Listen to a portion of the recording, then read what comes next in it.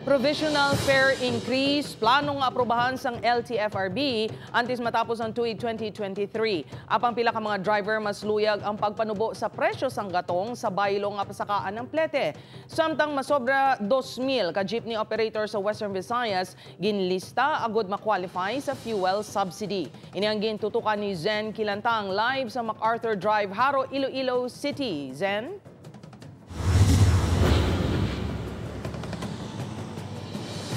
Jer 2,555 ka public utility vehicle operator sa Western Visayas ang nalakip sa listahan sang LTFRB nga ginsumite sa DOTR agud maka-avail sang fuel subsidy. Ginpahayag ni Land Transportation Franchising and Regulatory Board Chairperson Chofilo Guadiz nga posible aprubahan sang ahensya ang provisional fare increase sa public utility jeepneys antes magtakop ang tuig 2023. Iga-consolidate sang ahensya ang mga petisyon sang transport groups agud isahon na lang ang hingyo nga taas sa pletehan. Bagay nga ginapaboran sang WVTC. Ginaduso sang grupo ang 2 ka piso nga saka sa plete ukon 14 pesos sa traditional jeepney kag 16 pesos sa modern jeepney sa tion nga maglabot sa 75 pesos pasaka ang kada litro sang diesel. Triple ang saka sa atong nga diesel no. Kag tiya mo gini ayo naton nga mapile kita petition plano namon 2 piso ipal namon kay mga adjustment pa man na hindi sila nga 2 piso ginang i-approve sang DOTR. Apang kun ang driver kag isa man kaamay nga si Ruben ang pamangkuton hindi ni pabor sa pagpataas sang plete. Inikuno ang duga nga palasanon sa mga commuter. Hingyo sini panubuon ang presyo sang krudo. Panubuan lang nilang krudo tani. Amo lang na.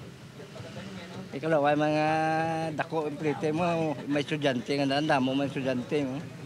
Di way ka magyapon. Sa datos sang LTFRB 6 sa 14,029 ka-authorized units sa rehiyon, 2,555 ka mga operator ang ginsumite sa central office agud ma-qualify sa fuel subsidy. Ang mga operator nga ini ang rehistrado sa ahensya nga may Certificate of Public Convenience kag Provisional Authority. 10,000 pesos para sa modern PUJ kag UV Express, 6,500 pesos sa mga traditional jeepney, 1,000 ka pesos sa tricycle kag 1,200 pesos sa mga drivers ng delivery services. May separado naman nga guidelines para sa tricycle kag delivery riders. Apang ginakabalakan sang pila ka PUJ driver nga hindi magtupa sa ila ang ayuda. Di ko may tupa, mas mayo tani ko matupa nga mo yata na ka-driver. Hindi ka naman may muda kung tungayin pa rin ang operator nasa kanilang card, sila magpindot na. Kung may mo, sila rin magpindot ng pera dahil sa card. Nagpaandam ang LTFRB sa mga operator nga siguraduhon nga gamiton ang kwarta sa pagpatugong sang gatong sa mga unit. Part sang documents nga i-submit sang operator is an undertaking. Submit nila na sa land bank, no? Nga to the effect nga gamiton nila ni ang proceeds ng fuel subsidy for the purpose of purchasing gasoline or fuels. Nga kung hindi, they can be sanctioned.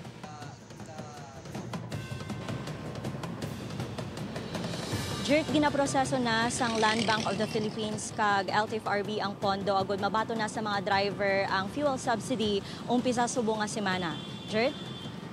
Zen, may ara sa implikasyon sa mga driver, kaginapangitaan gani isang temporary man nga solusyon. Pero ano ang pwede naton i-foresee nga implikasyon man sini sa aton mga commuters, ilabi na nga wala man sang balita sa posible nga pagtaas naman iya sa take-home pay sa mga empleyado?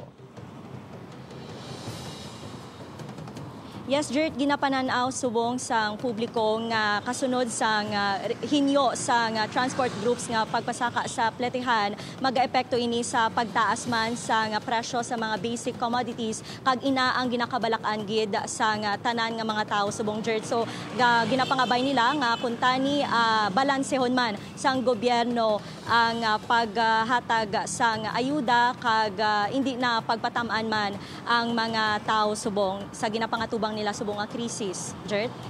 Madam, salamat sa update, Zen Kilantang.